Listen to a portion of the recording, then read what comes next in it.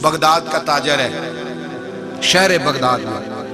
وہ کہتا ہے سارا بغداد حضرت بشر حافی کی عزت کرتا تھا، سارا بغداد، یہاں تک کہ حضرت گلیوں میں ننگے پیر چلتے تھے تو چوپائے بھی پیشاب نہیں کرتے تھے. لیکن میں نہیں مانتا تھا، میرا اپنا، یہ بھی لوگوں کو شوق ہوتا ہے، میں نے ذرا الگ تھلگ چلنا ہے، میں نہیں مانتا تھا. حالانکہ نبی پاک صلی اللہ علیہ وسلم نے، بلکہ قرآن پاک کہتا ہے کہ مسلمانوں کی راہ چھوڑ کے الگ رستہ اختیار نہ کرو. لوگ کہتے نہیں میں نے ذرا ہٹ کے چلنا ہے. فرماتے سارا بغداد ان سے پیار کرتا تھا، میں نہیں کرتا تھا. کیوں؟ میرے دل میں چھوٹی چھوٹی بدگمانیاں تھیں، چھوٹے چھوٹے خیالات تھے، چھوٹے چھوٹے تصورات تھے جو مجھے قریب نہیں جانے دیتے. کہتے میں اکثر سوچتا تھا کہ یہ شخص بڑا عجیب ہے. ایک دن میں نے کہا میں نے جاسوسی کرنی ہے، پتہ کرنا ہے. اللہ نے منع کیا وَلَا تَجَسَّسُوا، کسی کی جاسوسی نہ کر، نہ جاسوسی نہ کر. میں نے فیصلہ کر لیا، تاجر کا تھا، فیصلہ کر لیا. جمعے کی نماز ہوئی، حضرت جمعہ نہیں پڑھاتے تھے، کسی کے پیچھے پڑھتے تھے. جمعہ پڑھ کے فرض پڑھے، دعا سے بھی پہلے دوڑ گئے.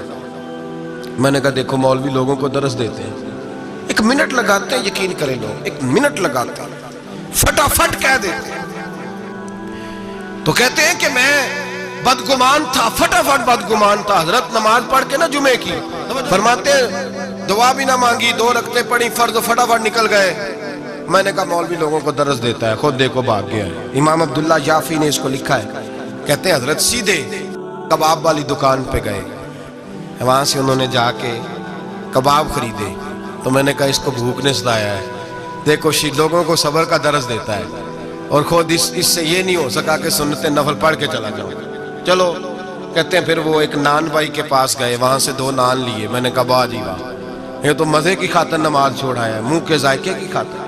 کہتے ہیں پھر وہ جنگل کی طرف گئے، تو میں نے کہا مولوی سبزے پہ بیٹھ کے کھائے گا، اور بدگمانی. کہتے ہیں چلتے چلتے جنگل میں گئے، ایک جھونپڑی آئی. بغداد کے پیر نے جھونپڑی کا دروازہ کھولا. جب اندر گئے تو ایک شخص بیٹھا ہے جس کی ٹانگیں بھی کوئی نہیں، ہاتھ بھی کوئی نہیں. اور کہتے ہیں پھر حضرت بشر حافی گھٹنوں کے بل بیٹھے اور پیالے میں پانی لیا، اور اس کے منہ سے پانی نکل رہا تھا. کوئی اور ہوتا تو گھن کرتا. کپڑا بچھایا اور پھر روٹی کے لقمے توڑ توڑ کے منہ میں ڈالے. کہتے ہیں میں کانپا اس وقت جب وہ شخص کہنے لگا حضرت جی 19 سال ہو گئے، اب ہر روز روٹی کھلا کے جاتے ہیں، ہر روز روٹی کھلا کے جاتے ہیں، کپڑے بدلتے ہیں، میرے گھر کا کام کرتے ہیں. کہتے ہیں میں رونے لگا، اتنا بڑا شخص.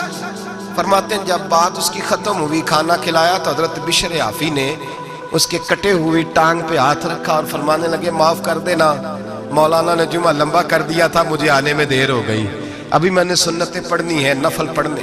فرماتے ہیں میں رو پڑا، میری چیخ نکل گئی، اور میں حضرت بشر حافی کے قدموں میں ہاتھ رکھ کے کہنے لگا، میں نے کہا بابا جسے میں تیری غلطی سمجھتا تھا وہ تو تیرا سب سے بڑا کردار ہے، جس پر میں جاسوسی کر رہا تھا وہ تو اعلیٰ درجے کی تیری ولایت ہے.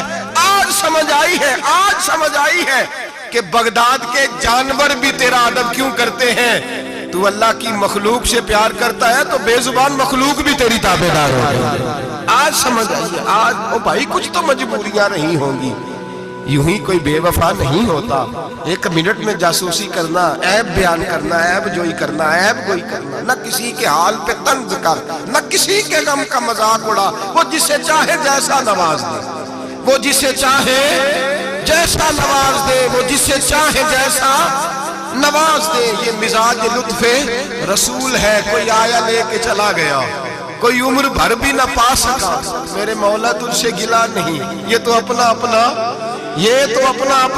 نصیب ہے، یہ تو اپنا اپنا نصیب ہے، یہ تو اپنا اپنا نصیب ہے. بھائی سمجھے، بدگمانی نہ کر، جاسوسی نہ کر، پردہ پوشی کر.